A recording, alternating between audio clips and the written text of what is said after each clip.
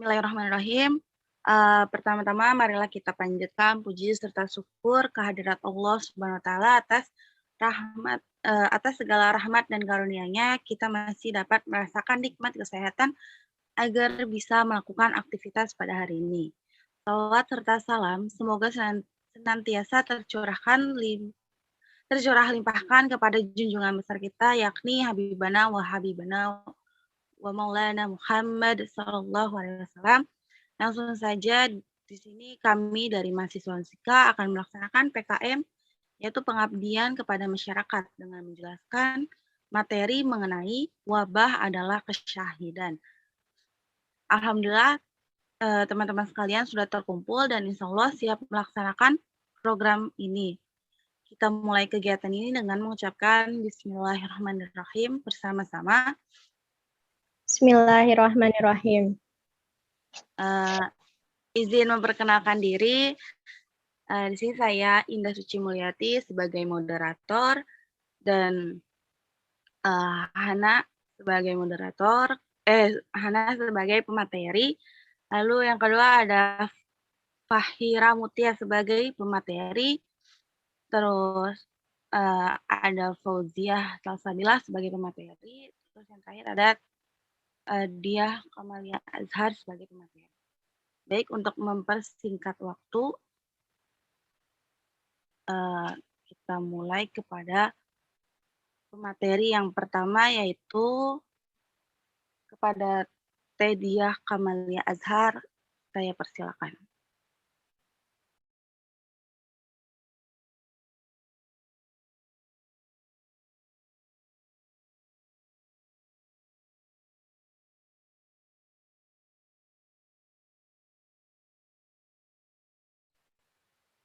Silakan untuk pemateri pertama, Teh Diah. Baik, terima kasih Teh Indah.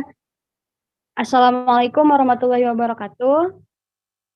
Di sini saya akan menjelaskan mengenai penjelasan wabah adalah kesyahidan.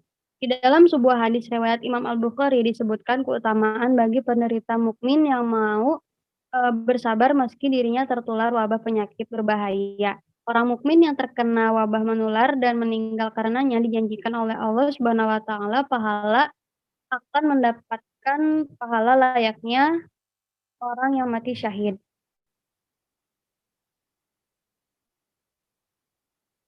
Imam Ahmad di dalam sebuah hadis hasan dan marfu telah meriwayatkan yang artinya dari Utbah bin Abi Al-Sulmi, beberapa hamba mukmin yang tertular penyakit taun dan sebagian di antaranya telah meninggal, datang menghadap Utbah. Para penyandang wabah taun ini berkata, "Kami adalah para syuhada." Pernyataan ini lalu disampaikan kepada Rasulullah dan beliau bersabda, "Lihatlah kepada mereka jika terdapat luka sebagaimana lukanya para syuhada perang, dan yang mengalir darinya darah dan nanah yang berbau seperti baunya minyak misik, maka mereka adalah para syuhada." Lalu diperiksalah mereka dan benar ditemui hal-hal yang semacam itu di tubuhnya. Hadis hasan riwayat Imam Ahmad dan beliau memarfukannya dari Kementerian Wakaf dan Urusan Islam. Al-Mawsu'atu Al-Fiqhiyatu Kuwait Sanjatila juz 28 halaman 333. Dari hadis di atas, sebagaimana hal itu juga bisa dilihat pada lafaz hadis itu secara lahir, bahwasannya barang siapa memiliki ciri-ciri sebagaimana yang telah disebutkan, maka dia beroleh pahala mati syahid. Bahkan seandainya kematian itu bukan karena taun, menurut Kementerian Wakaf dan Urusan Imam. Al-Mawsu'atu Al-Fiqhiyatu Kuwait Sanjatila juz 28 halaman 333. Selanjutnya disampaikan juga apakah status mukmin yang meninggal karena wabah menular ini termasuk syahid yang tidak perlu dimandikan atau disolati.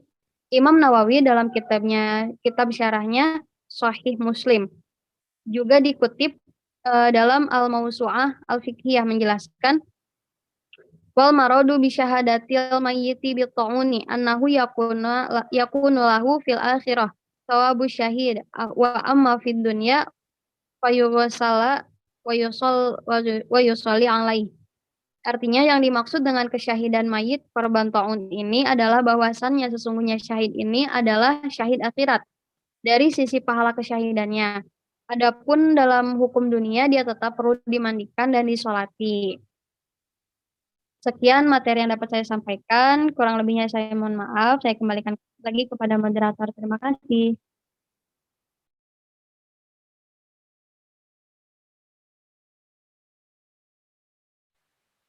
Baik, terima kasih untuk Saudari Telia. Selanjutnya itu materi kedua akan disampaikan oleh Saudari Hana. Kepada Saudari Hana dipersilakan. Terima kasih kepada moderator. Assalamualaikum warahmatullahi wabarakatuh. Selanjutnya penjelasannya, lantas apa yang menjadi ilat penyamaan penderita wabah penyakit menular ini dan kesyahidan akhirat lainnya. Dijelaskan oleh Imam Al-Qadli Ba'idlawi, man mata bita'uni au biwajai ja'il batni mulhaqun biman kutila fi sabilillah limusyarakatihi iyyahu fi ba'di mayana luhu minal karomati isyababi maka ba'dahu la fi jumlatil ahkami wal fadhail, yang artinya alasan orang yang meninggal karena wabah taun atau sakit perut dan disamakan status kesyahidannya dengan orang yang telah berperang di jalan Allah adalah disebabkan karena keserupaannya dalam sebagian yang ia derita, di antaranya penghormatan sebab susah payahnya dan bukan secara keseluruhan dalam hukum dan keutamaan. Syekh Ali bin Sultan Muhammad Al-Qari Murqatu Al-Mafati Syarah Mishkatu Al-Mashabih Beirut Dar Al-Kutub Al-Ilmiyah 2001 juz 7 halaman 345. Hasil ada pahala dan keutamaan yang besar bagi penderita mukmin yang menjadi korban tertular wabah penyakit ini, sehingga pada puncaknya meski bisa menyebabkan kematian. Jadi bagi para penderita hendaknya ia bersabar dan semakin mendekatkan diri kepada Allah. Kesabaran dapat melahirkan pikiran tidak stres. Ketiadaan stres dapat meningkatkan kekebalan tubuh dari serangan penyakit. Ini hanyalah merupakan sebagai tips dalam syariah. Tidakkah kita meyakini bahwa Allah Subhanahu wa taala sudah memerintahkan agar senantiasa berzikir. Bismillahirrahmanirrahim. Waladzina amanu wa tatma'innu qulubuhum bizikrillah. Ala bizikrillahi tatma'innul qulub, yang artinya orang-orang yang beriman dan senantiasa menetapkan hatinya dengan berzikir kepada Allah, hingga telah dengan zikir kepada Allah maka hati akan tiba tenangnya hati. Quran surat Al-Ra'd ayat 252. Sekian dari saya, kembali kepada moderator.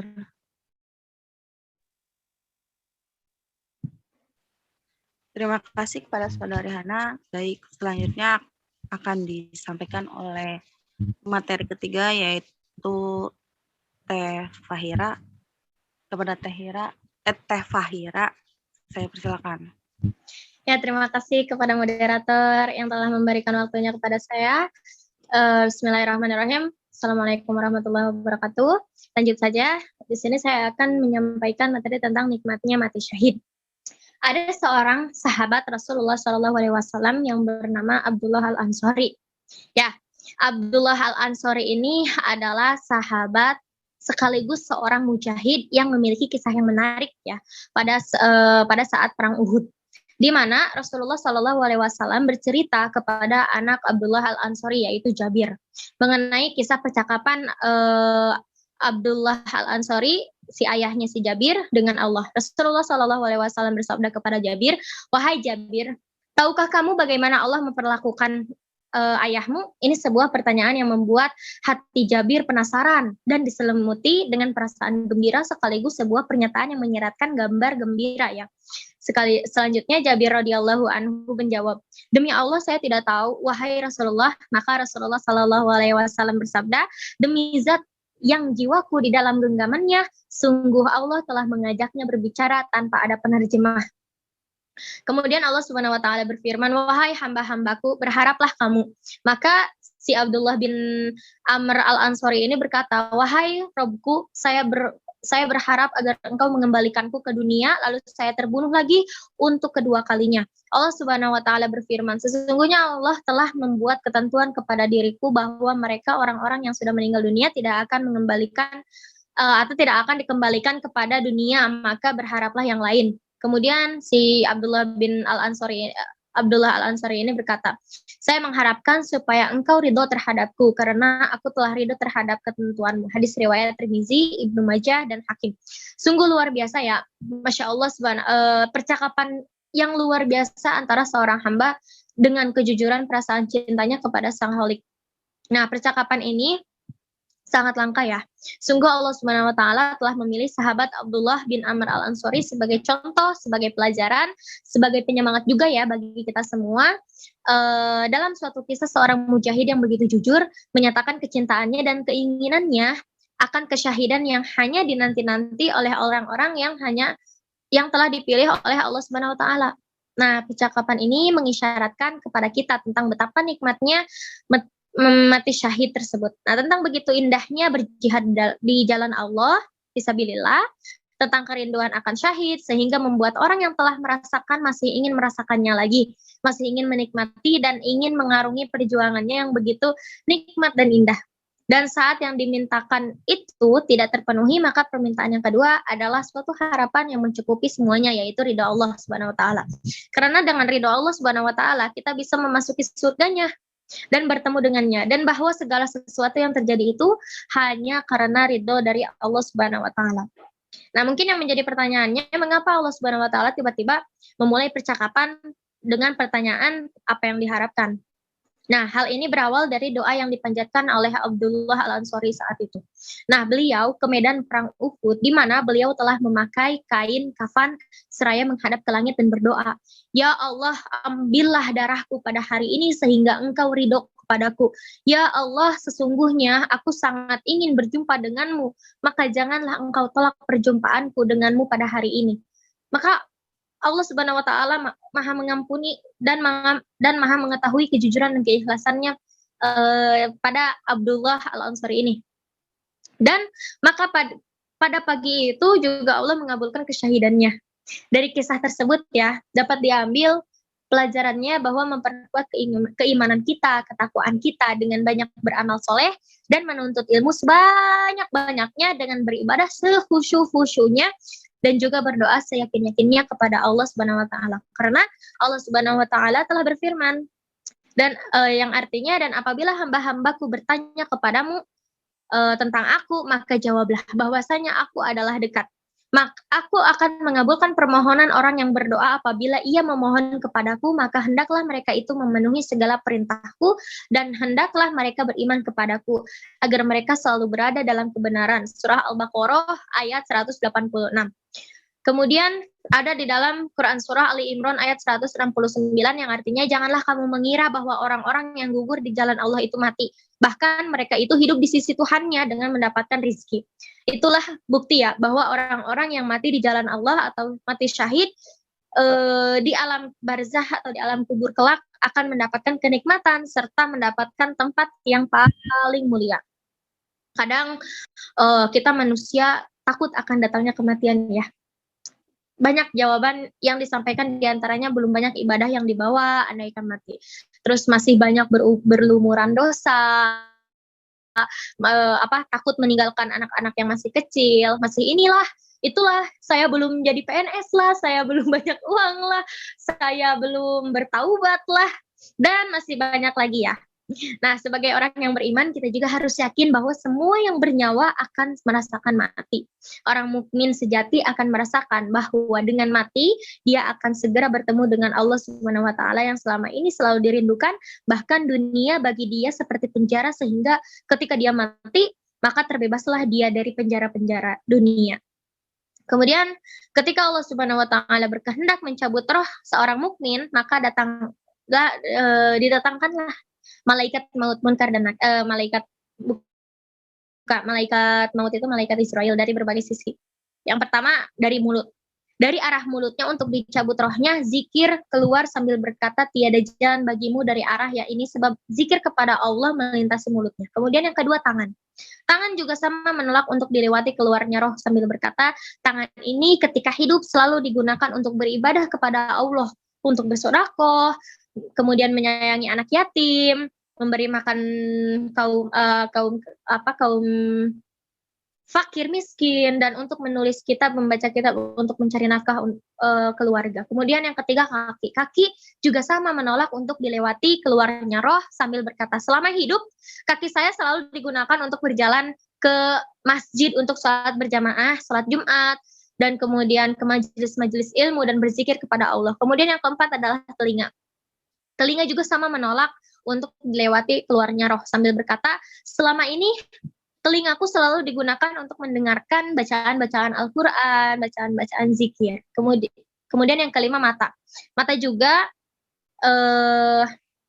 sama menolak untuk dilewati keluarnya roh sambil berkata, selama hidupnya selalu digunakan untuk melihat Al-Quran, mushaf, membaca, dan meneliti. Akhirnya malaikat maut pun menyerah dan mengadu kepada Allah Subhanahu wa taala. Kemudian Allah menjawab, tulislah namaku pada telapak tanganmu dan perlihatkanlah pada rohnya, pasti ia akan keluar melewati mulutnya berkat kecintaannya kepadaku. Kecintaannya kepada Allah Subhanahu wa taala. Mungkin cukup sekian yang dapat saya sampaikan. Kurang lebihnya mohon maaf. Saya kembalikan kepada moderator. Wallahul muwaffiq ila aqwamit thoriq. Assalamualaikum warahmatullahi wabarakatuh. Waalaikumsalam warahmatullahi wabarakatuh. Baik, terima kasih untuk Teh Fahira. Selanjutnya materi yang akan saya bawakan yaitu tentang hadis dan artinya. Bismillahirrahmanirrahim. Hadatsana Hamid bin Amar Bakrawi. Hadatsana Abada wal Hadza ya anaya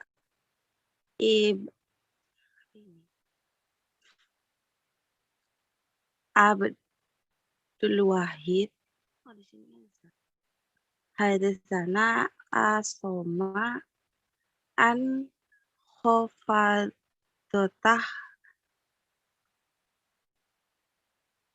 Bantashar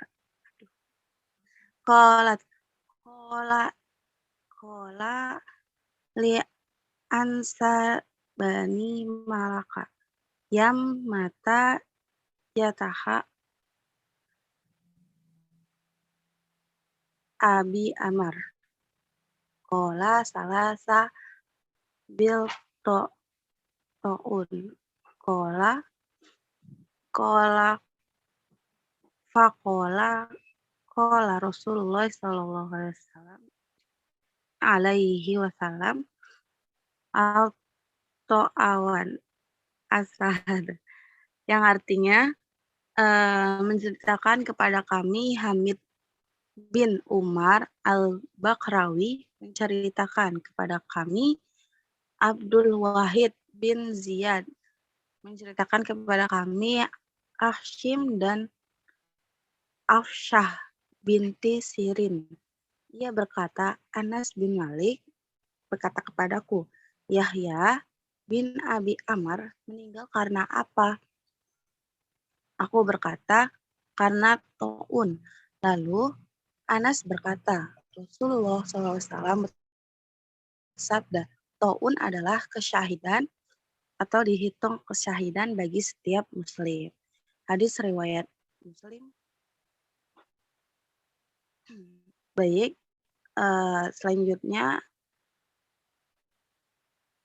Selanjutnya tentang syara akan dipaparkan oleh Kak Fauziah. Untuk Kak Fauziah, saya persilakan. Baik, terima kasih kepada moderator. Di sini saya akan memaparkan materi mengenai syarah penjelasan dari hadis tadi. Ibnu Hajar Al-Asqalani memaparkan perbedaan pendapat mengenai penyebab orang yang mati syahid disebut syahid. Di antaranya pendapat An-Nadar bin Sumail, karena orang yang mati syahid pada hakikatnya dia itu hidup, seakan-akan ruhnya hadir dan menyaksikan. Pendapat Ibnu Al-Anbari, karena Allah dan malaikatnya bersaksi bahwa surga diperuntukkan baginya. Dan pendapat yang lainnya, karena saat ruhnya keluar, dia menyaksikan banyak karomah untuknya, atau dia menyaksikan keselamatan dirinya dari api neraka, atau saat kematiannya dia tidak menyaksikan apapun kecuali rahmah, atau karena pada hari kiamat dia menjadi saksi diutusnya para rasul, atau malaikat bersaksi akhir yang husnul khotimah baginya, atau karena Allah bersaksi niat baik dan keikhlasannya, dan lain sebagainya. Ibnu Hajar juga menyebutkan beberapa hadis yang menjelaskan macam-macam kematian yang termasuk ke dalam syahid, yaitu hadis Abi Malik Al-Asy'ari secara marfu, siapa yang mati dibanting oleh kuda atau unta miliknya, atau mati disengat serangga, atau meninggal di atas tempat tidurnya, atau segala bentuk kematian yang dikehendak Allah Ta'ala, maka dia syahid. Yang disahihkan Daruqutni dari hadis Ibnu Umar, matinya orang asing tak dikenal adalah syahid. Juga ada di riwayat Ibnu Hibban hadis Abu Hurairah, barang siapa yang mati terikat, dia mati syahid. Diriwayatkan At-Tabrani dari hadis Ibnu Abbas secara marfu, seseorang yang mati di atas tempat tidurnya di jalan Allah adalah syahid. Ibnu Atin mengatakan bahwa jenis-jenis kematian di atas adalah bentuk keutamaan dari Allah atas umat Nabi Muhammad SAW, yaitu sebagai penggugur dosa dan tambahan pahala yang menyamai derajat para syuhada. Ibnu Hajar mengomentari bahwa kematian yang terhitung syahid di atas tidaklah sama tingkatannya. Hal ini berdasarkan hadis Amr bin Anbasah. Sesungguhnya Nabi ditanya jihad, apakah yang paling utama? Nabi bersabda, siapa yang melukai kudanya dan mengalir darahnya, maksudnya perang di jalan Allah. Kemudian Ibnu Hajar membagi syuhada atau orang-orang yang mati syahid menjadi dua. Pertama, syahid di dunia dan akhirat, yaitu dia berperang di jalan Allah dengan ikhlas dan tidak lari dari medan perang. Yang kedua, syahid di akhirat, yaitu kematian-kematian yang telah disebutkan di atas. Mereka diberikan pahala seperti pahala para syuhada, namun tidak berlaku hukum-hukum mereka di dunia. Ibnu Hajar mengutip hadis marfu riwayat Ibnu Majah dan Ahmad, para syuhada dan orang-orang yang meninggal di atas tempat tidurnya berselisih perihal orang-orang yang meninggal akibat wabah taun. Maka dikatakan, lihatlah pada luka-luka mereka apabila menyerupai luka orang-orang yang gugur berperang di jalan Allah, maka mereka, orang yang meninggal akibat wabah taun, dihitung bagian dari mereka dan bersama mereka, atau orang yang gugur berperang di jalan Allah karena persamaan luka mereka. Maka berdasarkan hadis ini, penyebutan syahid bagi yang meninggal bukan karena perang di jalan Allah adalah bentuk metafora. Mungkin itu saja yang bisa saya sampaikan. Saya kembalikan pada moderator.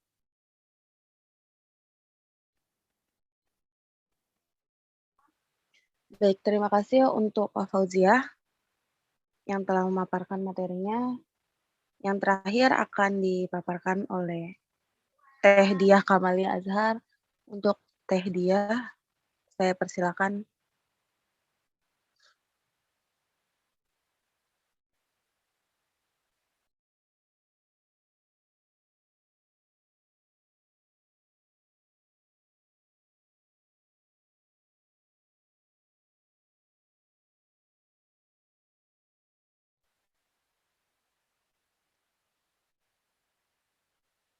kepada Teh Diah. Saya Aku ya? persilakan untuk di materi terakhir.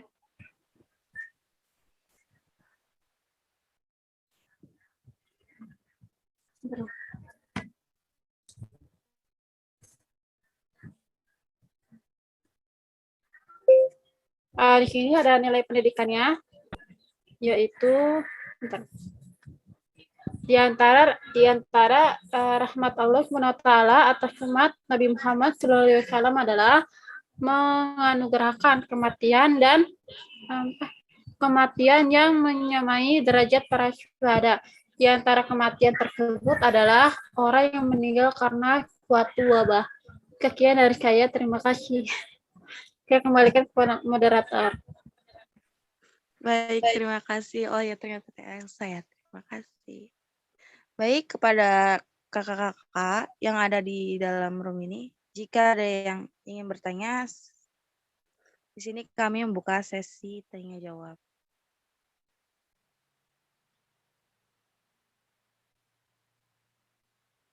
Oke, baik. Mungkin dari Akang Teteh yang join di materi sekarang sudah pada paham, jadi kita cukupkan saja.